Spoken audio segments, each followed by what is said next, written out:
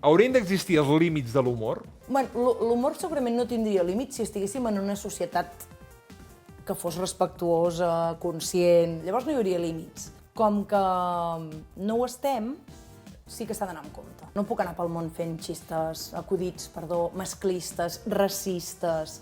Sobretot si jo no represento cap d'aquestes. Clar, llavors, si jo tinc totes les meves capacitats, no tinc cap mena de... no pateixo cap discriminació, llavors què? Faig broma sobre tot allò que sí que hi ha...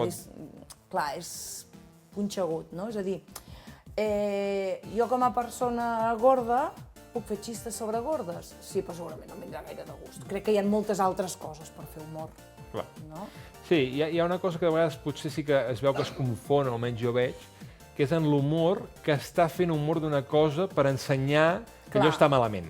Que aquí ja està tan fregat, està tan fregat aquí el pal, que costa molt de distingir també, Però aquí sí que hi veig una cosa d'intentar que aquest humor sí que deixar-lo fer perquè està ajudant a parlar de temes que crec que s'han de parlar, i tant. Per ensenyar que allò no està bé. I tant. Saps? Per posar la pell de gallina i dir, hòstia, què ha dit aquest tio? Clar. Però clar, és utilitat com molt pedagògica, no?, d'aquest tipus d'humor. Pedagògica, sí.